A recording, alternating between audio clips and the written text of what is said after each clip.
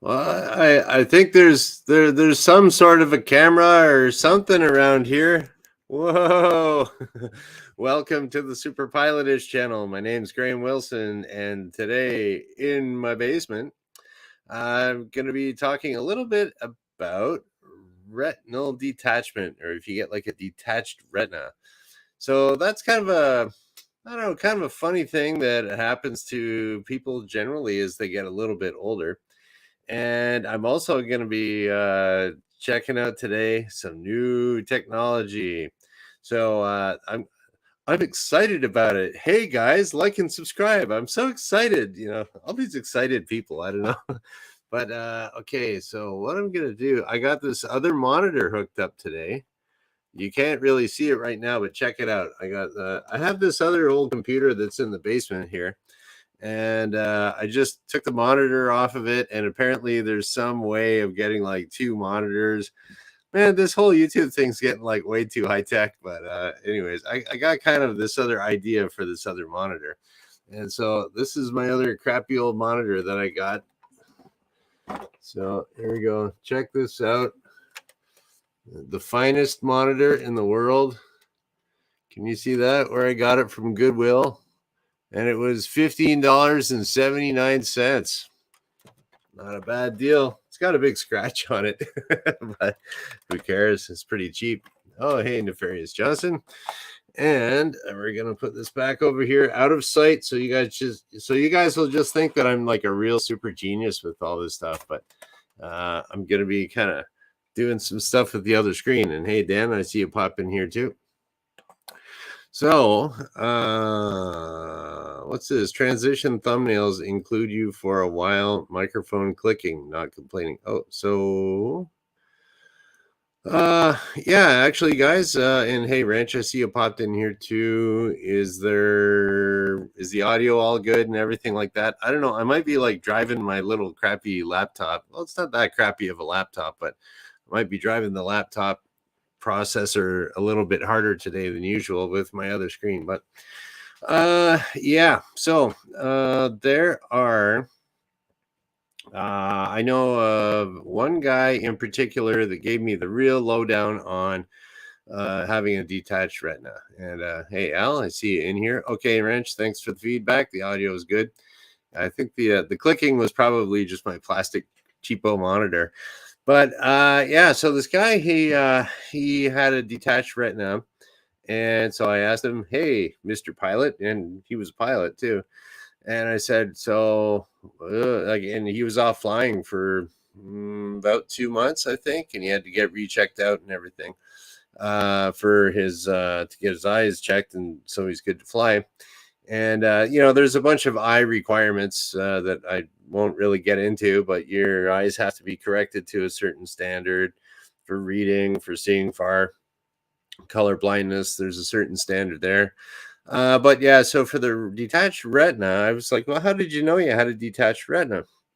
I've heard about this, and he said, well, he woke up one morning and he said that it was almost like as if you had a shiner, like he had a black eye or something, like maybe your eye was swollen up a bit. So he said the bottom part of his eye was all blurry. So if he kind of looked down, it was just all kind of blurry, as if he had kind of a swollen eye or something. So he went down to the oh, you can still hear some popping there, eh, Dan? Okay. Oh, okay. How are we popping here? I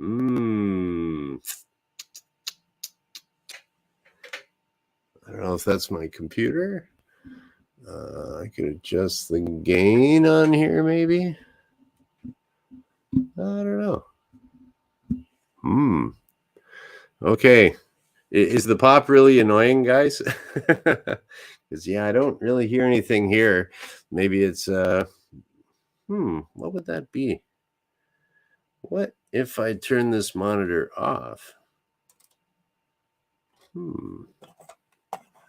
Okay. I don't know. Well, anyways, I turned off the second monitor to see what yeah, we'll just keep going. Okay, thanks, Ranch.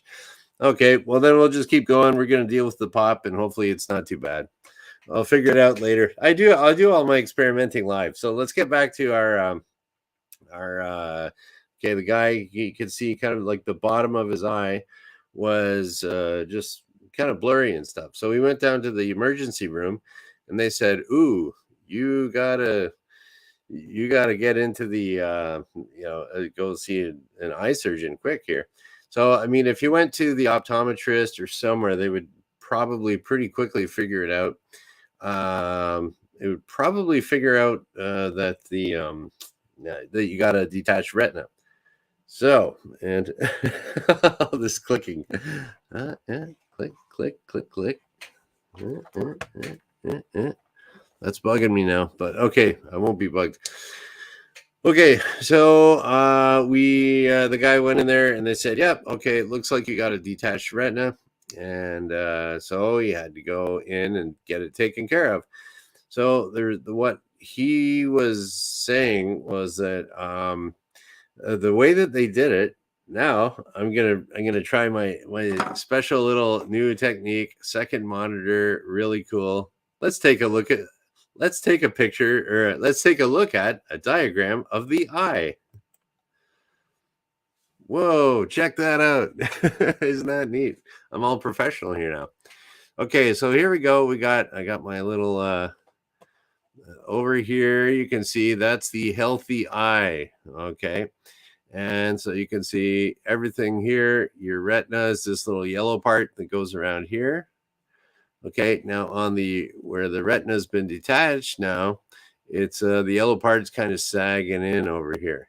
If you can see that, kind of sagging around, and that's not cool.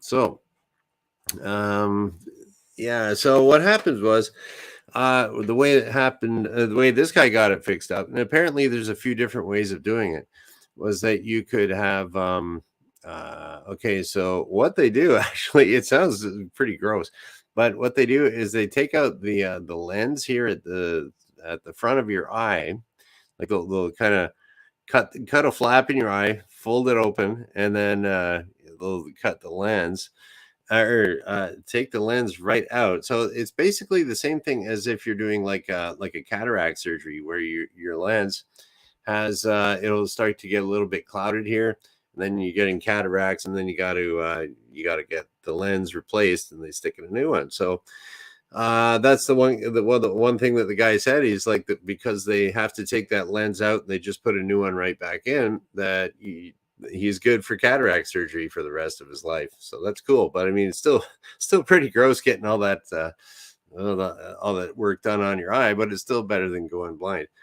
So yeah, so what they do is they take that out and they inject a gas into this part of the eye, like into the middle. They stick a little gas there, shoot it in. I don't know exactly what kind of gas it is. I would imagine it's something that's pretty inert, maybe nitrogen or something.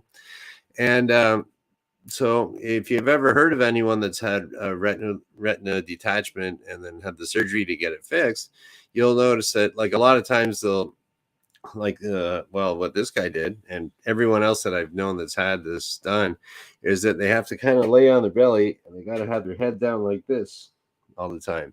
So you got to have your head down like that for like for a long time. It's like a week or two or something like that. And so yeah, what can we do here? Oh yeah, so you see how this is all kind of sagging in over here, and then well, what happens is if you have that gas, and now the gas is it's less dense than all the regular liquid that's in your eye. So if you're laying down like this, then the bubble will it'll float up to the top, and then it'll push this part here back against the wall of the eye, so it'll look like this. And then it has to kind of get re-stuck to it. It has to kind of heal up and kind of reattach to the back. And I think there's other ways of doing it. If there's a tear, if there's other things, they can use lasers, they can do other things. But a lot of times they use this type of gas, and you got to keep your head down.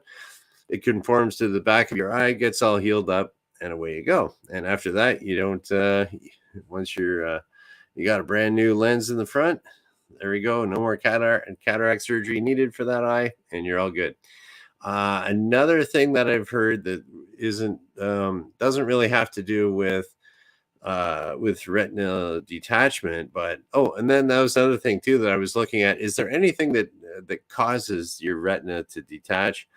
From everything I've seen on the interwebs, it kind of looks like, I don't know. It kind of looks like it's just something they say as you age, you have macular degeneration, which just means as you get older, things start falling apart, and your eye is part of that. So, yeah, it can happen, I guess. Just part of getting old. And then another one there too is if someone is diabetic. Apparently, there's some other type of retina problem that can happen there with kind of scarring. And yeah, so I don't really know too much about that, what actually causes it. And it seems to me that it sort of is a little bit genetic, because this guy that had the surgery done, his brother also needed it too. And so his brother said that he was, when he found out that he was starting to get, the retina was starting to detach, he would notice these flashes going off. And I read something about that. If you see flashes going off in your eye, that could be a symptom of retinal detachment, and get into an optometrist quick. Yeah, you got, and the thing is, time is of the essence when this stuff happens, because if it tears and tears apart too much, too long, then there's no fixing it, and you're going to be a monocular pilot at that point, which means that some people actually can get their licenses and they only have one eye. So it can be done, but you got to be you got to go through some, jump through some extra little hoops. So yeah, so if you're seeing flashes, his brother said that it was like, just like if someone was taking a picture with a flash bulb, it would just be a quick flash, and then but there's you look around, there's nothing there. It'd just be like a quick flash, like someone took a picture with a flash bulb. And then so he said, "Oh, I noticed that a little bit. Thanks for telling me now." So he did have a few little warning signs there before it became detached. So, anyways, that's that. Watch out for any flashes or funny vision. It could be also in your peripheral vision, could be kind of blocked out. Anytime it's cloudy, get to a doctor. And then the other thing was another guy I know. He had eye floaters, which is like kind of like, I guess you would say, I'm going to go back to my cool diagram so I can use it.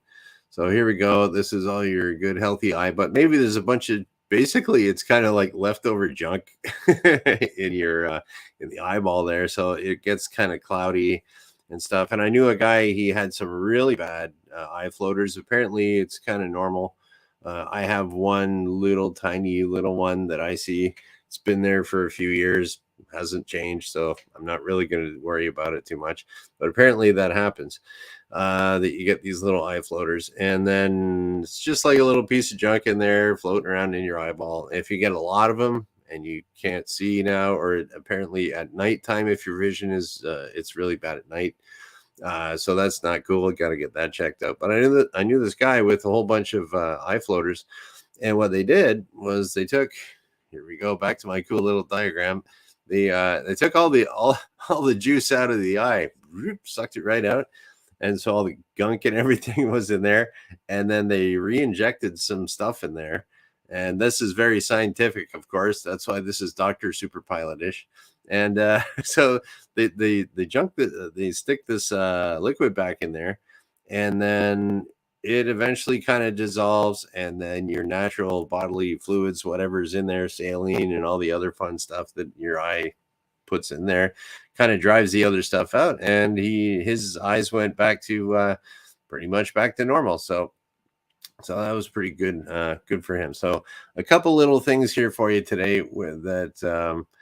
I guess you gotta, as you get a little bit older, as the car gets older, it tends to break down a little bit more. So you gotta take it to the mechanic a bit more, if you know what I mean. So yeah, here we go. Oh, and let's do this here. Okay. Now we're really gonna work the processor here in my computer. We got that. Look at that. So Wrench was saying that juice is vitreous humor. That's right, vitreous humor. That's the fancy name for it. And okay. So what else we got here? Yeah, that was kind of about that was about it. And it's oh, you know what? I'm gonna see if I can get rid of this now and I'll go back to full screen. All right. So yeah, I have a plan for using this other monitor, and that will be coming up at some point because I got a really cool idea, but I'm keeping it secret. And so here we go. Hey, right on. I'm like a real pro at this now or something. Neat. What else can we talk about here? Just kind of, yeah. I wonder if that clicking you heard was me with my mouse going back and forth. Oh, maybe. I don't know. Can you guys hear that little click? I'm scrolling up and down the comments right now. Oh well. Yeah. So there we go. What else can we say here? Oh, here's another classic here that Al is talking about. Just remember, DefPotech. Yes, DefPotech is very, very. That's a real common one for the 2020 line on iCharts. So DefPotech, I actually, where I go get my eyes checked, they do have DefPotech, or actually, I think it's DefPotech or something like that. It's close to DefPotech, but even if you're only like one off, they'll pass you on it. So, but I mean, ideally, you shouldn't really be cheating too much on your on your vision tests if you're going for your license. So, yeah, here we go. Oh, not this. Here we go. And audio feedback, not the same click. It was more of a pop. Okay. I wonder if it's like I need a pop filter on here or something. Pop. Up. Up. I don't know. Okay, so yeah. All right. So that's about it. What else could I tell you about? And the other thing that would be aviation related here is that if you are talking about the Retina, I'm going to put this back on again. Here we go. So if we are talking about the retina again, so this is the part at the very back of your eyeball. And the only thing I really know about that as Dr. Superpilotish and what you are required to know to get your pilot's license is the part of the retina that detects that's used for daytime vision and nighttime vision. So there's like rods and cones, and that's the little bits on the back of your eyeball. And the rods take care of your night vision. Cones take care of the day vision. So that's something you have to know. Pretty much, I think that's at the commercial level. You have to know that. But other than that, yeah, that's about it for aviation, aviation-y kind of stuff. And cool. Well, that'd be interesting. I can't wait to hear how my audio is doing here with pops and things. And I don't know. We'll see how it all works out. And okay, so that's about it for today. I wanted to experiment with a little bit of tech here. And popping was when here we go. Let's see what Dan was saying here. So popping was when I squirmed in my seating position. Is that maybe my squeaky chair? Because I'm kind of leaning back on it.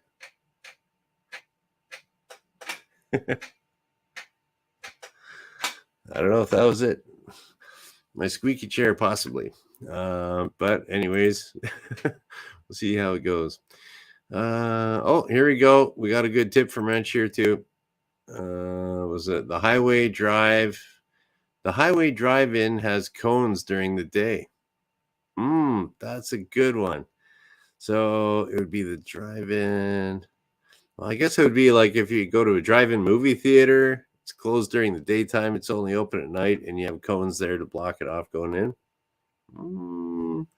Highway drive-in has cones during the day. That might be a good way to remember it. And yeah, so cool. Yeah, whatever you can do to, and that's another thing for anything that you do want to remember. If you're learning something, if you're trying to remember something with aviation, there's a lot of stuff that you have to memorize. So the more the more oddball and visual it is, you'll remember it better. So if you're thinking of a drive-in movie theater with cones blocking the entrance to go into it during the daytime, well, you don't really see too many movie theaters around anymore. Most of the times, you think about like the drive-in movie theater was for at night, so at day it's closed, cones. You can even think of them as like maybe the cones are great big weird cones with pictures of Mickey Mouse on top. There you go. So if anything that's like really weird and visual, you'll remember it better. And so there we go.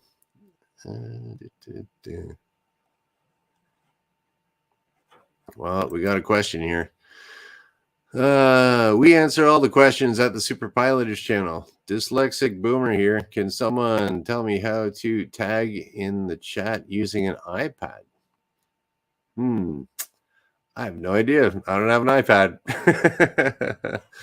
But or how to talk in the chat maybe or something like that. How would that work? I think if you were on your iPad, so if you're using like some kind of YouTube app or something, I know like for if you got like some people watch this on a TV screen and the chat doesn't pop up. So I think if you were on an iPad, you'd have to go to the actual YouTube website and log in and do it that way, so that you're looking at it more with the website rather than the app just showing you the screen. I think so. That's my guess.